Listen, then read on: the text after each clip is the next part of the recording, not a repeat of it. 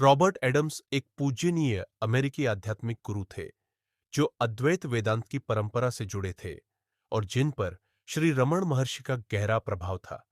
उन्होंने बहुत कम लिखा, लेकिन उनके गहन उपदेश, जो मुख्यतः अनौपचारिक सत्संगों के माध्यम से साझा किए गए, आज भी विश्व भर में साधकों का मार्गदर्शन करते हैं। उनके उपदेश प्रत्यक्ष अनुभव, आत्म अन्वेषण और इस बोध पर आधारित थे कि हमारी सच्ची प्रकृति पहले से ही मुक्त, असीम और परम सत्य के साथ एक है।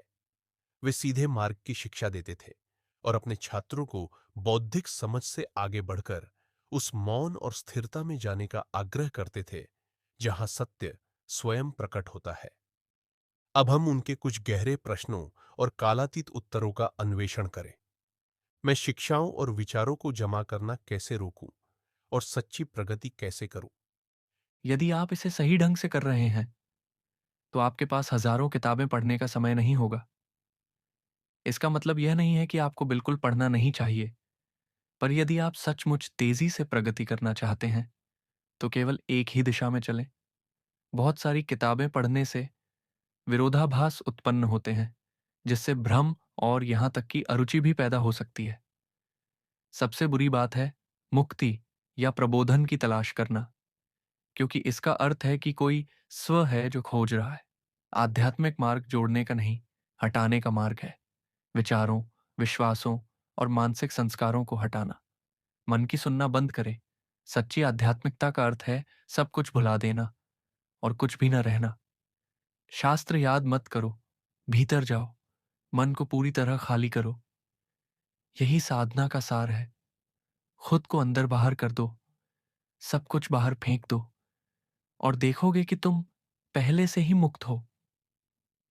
ध्यान या आत्म अन्वेषण जैसी आध्यात्मिक साधनाओं का अंतिम उद्देश्य क्या है? अंतिम उद्देश्य है मन को शांत करना। जब मन शांत होता है, तो आनंद अपने आप प्रकट होता है। इसके कई तरीके हैं, लेकिन सबसे शक्तिशाली है आत्मान्वेषण। जैसे पूछना, मैं कौन हूं? यह प्रश्न मन को भीतर की ओर मोड़ता है। अहंकार इसका उत्तर नहीं दे सकता, जिससे मन कमजोर होता है और अंततः विलीन हो जाता है। इसी तरह मैं हूं का ध्यान, श्वास लेते समय मैं और छोड़ते समय हूं, गहरी शांति देता है।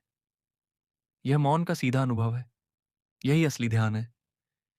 यदि मैं पहले से ही मुक्त हूं, तो मुझे ऐसा क्यों लगता है कि मैं संघर्ष कर रहा हूं? आत्म साक्षात्कार कोई कार्य नहीं है, यह तुम्हारी स्वाभाविक अवस्था है। जाग जाओ कहना बस एक कहावत है। वास्तव में न कोई सोया है, न जागा है। तुम हमेशा वही हो जो हमेशा थे। कुछ बनने का प्रयास ही बाधा है, क्योंकि यह प्रयास मन और अहंकार से आता है। संघर्ष केवल इस झूठी मान्यता से आता है कि तुम पहले से ही मुक्त नहीं हो। मैं भय, क्रोध या निराशा जैसी नकारात्मक भावनाओं से कैसे प्रभावी ढंग से निपट सकता हूं? इन्हें दबाने की कोशिश न करें। जब भय आए, मुस्कुराओ और चुपचाप बैठो। पूछो, यह भय किसे आया? मुझे। फिर पूछो, मैं कौन हूं? इस गहन अनुसंधान से भावना अपने आप विलीन हो जाती है। शरीर, मन या अहंकार के साथ अपनी पहचान मत बनाओ। बस भावनाओं को बिना प्रतिक्रिया दिए देखो। इसी तरह तुम उनसे ऊपर उठ सकते हो। मैं कौन हूं पूछने से मन शांत कैसे होता है? यह प्रश्न मन को उसकी जड़ तक ले जाता है। जब विचार आते हैं, पूछो, ये कैसे आते हैं? मुझे। फिर पूछो, मैं कौन हूं? उत्तर मत दो। इस उत्तरहीनता में मौन प्रकट होता है। जैसे कोई पुलिस वाला चोर पकड़ने के लिए चोर बनता है, वैसे ही मन अपनी जड़ खोजते खोजते खुद विलीन हो जाता है। मैं हूं ध्यान कैसे करें? मन ही मन श्वास लेते समय मैं और छोड़ते समय हूं दोहराए। ये ईश्वर के प्रथम नाम का ध्यान है। इससे तुम्हें शांति और मैं हूं की चेतना में लयबद्धता मिलती है। यही परम सत्य है। मौन को सर्वोच्च शिक्षा क्यों कहा गया है? मौन केवल ध्वनि की अनुपस्थिति नहीं, वह ब्रह्म है, कृपा है और परम वास्तविकता है। सभी शिक्षाएं अंततः मौन में ले जाती हैं। शब्द सीमित हैं, पर मौन अनंत है। जब तुम मौन में स्थिर हो जाते हो, तो अनंतता में बैठते हो। सब कुछ छोड़ दो का व्यावहारिक अर्थ क्या है? इसका अर्थ है मन से सब कुछ गिरा दो। अहंकार, महत्वाकांक्षाएं, भावनाएं, विश्वास, यहां तक कि ईश्वर का विचार भी। तुम्हें कुछ जोड़ने की जरूरत नहीं, बस खुद को पूरी तरह खाली करो, जैसे कचरे की टोकरी पलट देते हैं। जब कुछ भी नहीं बचता, तब तुम सब कुछ हो जाते हो। कुछ भी न बनना या कोई न बनना का अर्थ क्या है?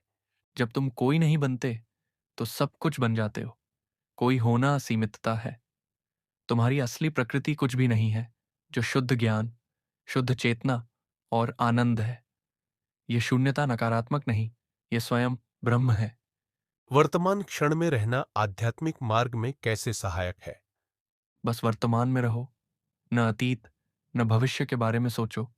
उस क्षण सब कुछ ठीक होता है, समय लुप्त हो जाता है। जब तुम वास्तव में वर्तमान में हो, तो अहंकार और कल्पना से मुक्त हो जाते हो। नीति नीति, न यह न वह का क्या अर्थ है और इसे कैसे अपनाए? ये मानसिक निषेध और जागरूकता का मार्ग है। हर अनुभव को अस्वीकार करो। ये सूर्य नहीं है, ये शरीर नहीं है, ये विचार नहीं है। सब कुछ नकार दो। जब थक जाओ, मौन उत्पन्न होता है। वही लक्ष्य है। दुनिया या लोगों पर प्रतिक्रिया क्यों हानिकारक है? प्रतिक्रिया तुम्हें बांधती है। जब तुम प्रतिक्रिया करते हो, तो दुनिया के भ्रम में फंसे रहते हो। सब कुछ जैसा है वैसा स्वीकार करो, प्रतिक्रिया मत करो। यही सच्चा अभ्यास है। सत्संग या सच्चे गुरु के साथ होने का क्या उद्देश्य है? सत्संग में तुम अपने स्वयं से मिलते हो। ये उपदेश का विषय नहीं, बस मौन में साथ बैठना ही सत्संग है। सच्चे गुरु की उपस्थिति में मन स्वाभाविक रूप से शांत हो जाता है। गुरु केवल एक दर्पण है, जिसमें तुम स्वयं को देखते हो। दिव्य अज्ञानता को स्वीकारना कैसे सहायक है? सबसे पहले यह स्वीकार करो कि तुम कुछ नहीं जानते। ये विनम्रता तुम्हें सत्य के करीब लाती है। सोचना बंद करो और बस पूछो, मैं कौन हूं? उत्तर मत दो। शुद्ध प्रश्न ही मार्ग है। जब मन पूरी तरह विलीन हो जाता है, तब क्या होता है? जब मन पूरी तरह चला जाता है, वही आत्म साक्षात्कार है। सभी आध्यात्मिक अभ्यास मन को कमजोर करते हैं। अंततः मैं का विचार भी लुप्त हो जाता है और तुम पूरी तरह मुक्त हो जाते हो। यदि कर्म नहीं है, तो फिर भी मुझे अपने पिछले कर्मों का फल क्यों मिलता है? जब तक तुम शरीर के साथ अपनी पहचान बनाए रखते हो और खुद को कर्ता मानते हो, कर्म अस्तित्व में लगता है। लेकिन जैसे ही तुम भीतर मुड़ते हो और आत्मान्वेषण करते हो, कर्म विलीन होने लगता है। वास्तव में न कोई जन्म है न मृत्यु, केवल भ्रम है। इस शिक्षा में आत्म स्वीकृति और प्रेम क्यों महत्वपूर्ण है? खुद से कभी घृणा मत करो, खुद से प्रेम करो, खुद को क्षमा करो, खुद का सम्मान करो। तुम पहले से ही पूर्ण हो। खुद को ब्रह्म के रूप में देखो। ईश्वर तुम्हारे भीतर है। यह आत्म प्रेम अहंकार नहीं, यह तुम्हारी दिव्यता की स्वीकृति है। कर्तापन का अभाव क्या है? जब तक तुम खुद को कर्ता मानते हो, बंधे रहते हो। जब तुम अपने को ईश्वर में समर्पित कर देते हो, तो क्रियाएं अपने आप होती हैं। तब तुम कर्ता नहीं रहते, केवल साक्षी होते हो। वैराग्य, अलगाव से मुक्ति कैसे मिलती है? आसक्ति बंधन है। जब तक तुम किसी व्यक्ति, वस्तु या विचार से जुड़े रहते हो, मुक्त नहीं हो सकते।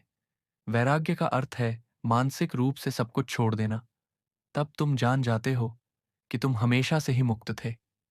दुनिया असत्य है, इस विचार का वास्तविक अनुभव कैसे हो? यह संसार केवल मानसिक फिल्म है, एक माया। यह केवल तुम्हारे मन की परियोजना है। जब मन समाप्त होता है, सब समाप्त हो जाता है। तभी तुम जान पाते हो कि संसार कभी था ही नहीं।